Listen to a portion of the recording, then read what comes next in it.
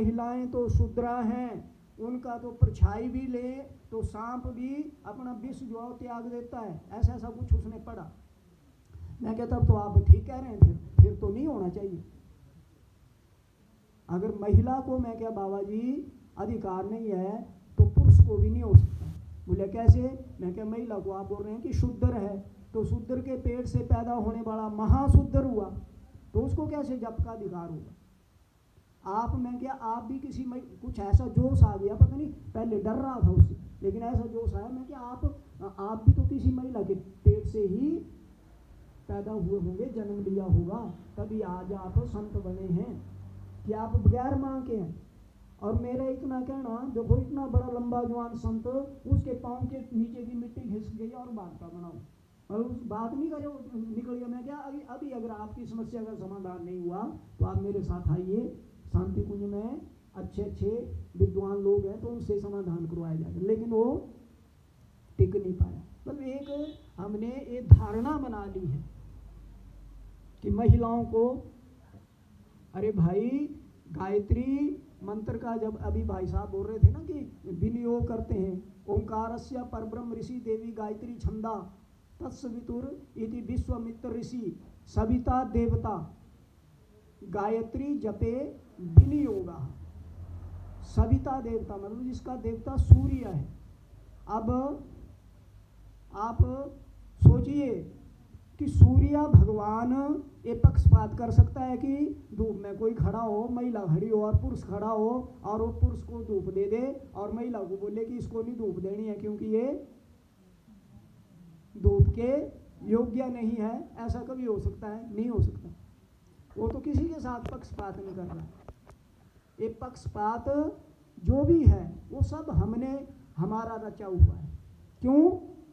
क्योंकि मध्यकालीन युग ऐसा युग आया, हमारे जो विद्वान लोग थे उनको ये जो आक्रांता बाहर से यहाँ पर आए थे, इन्होंने ट्रैप किया, अपने कब्जे में लिया और इनसे जो मर्जी हमारे शास्त्रों में अंट शंट लिखवा दिया हमें भ्रमित करने के लिए।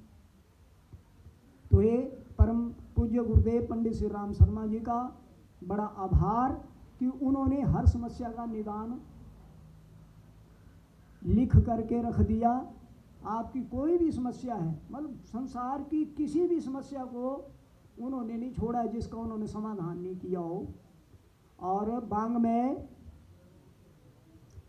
क्रमांक 66, बांग में 66 नंबर का जो है, उसमें युग की समस्याओं और उनके निदान के बारे में बड़ा डिटेल में लिखा है।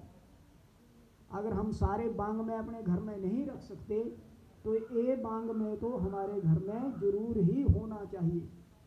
66 नंबर बांग में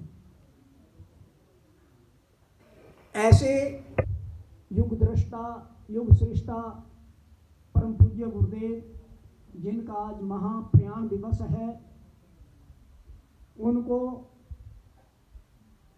परम वंदनीय माता जी सहित नमन बंदन करते हुए आइए अब हम यज्ञ के माध्यम से उनको अपनी श्रद्धांजलि आहुतियों के रूप में प्रस्तुत करें, पूरी श्रद्धा भावना के साथ कि हे गुरुदेव, हे वंदनीय माता जी, इस विकट समय में आप हमें आंदोलित करते रहना, प्रेरित करते रहना, आगे बढ़ने का मार्ग दिखाते रहना, इस भावना के साथ आइए यज्ञ करें। यज्ञ कई बार कहा जा चुका है और हमारे जो गायत्री परिजन हैं उनको इन चीज़ों के बारे में जानकारी होनी चाहिए। गायत्री को त्रिपदा कहा गया है, चतुष्पदी भी कहा गया, लेकिन मेन त्रिपदा कहा गया। त्रिपदा मतलब 3 पाँव वाली, पाँव मतलब चरण, गायत्री मंत्र के 3 चरण।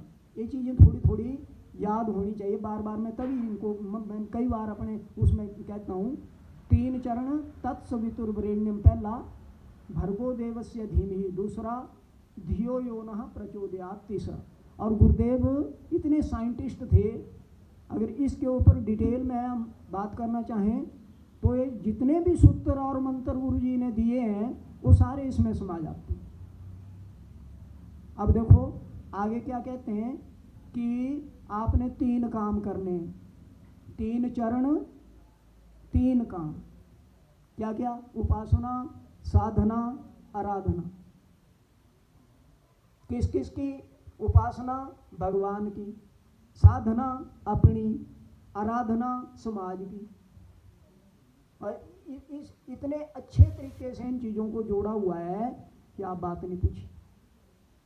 फिर 3 चरण में 9 अक्षर, 8 अक्षर, 8 3 24 गायत्री मंत्र पूरा हो गया। ऐसा ही यज्ञ के बारे में, यज्ञ का मतलब सिर्फ आहुतियाँ डालना ही यज्ञ नहीं है। यज्ञ का मतलब है देव पूजन, दान, संगतिकरण। युजिर योगे या युजिर समाधौ, इस धातु से बना है, संस्कृत की धातु है यज्ञ, जिसका अर्थ क्या होता है? दान, देव पूजन, संगतिकरण। दान का मतलब है कि हम परोपकार का काम करें, परोपकार जितना हो सके उसमें कभी संकोच ना करें।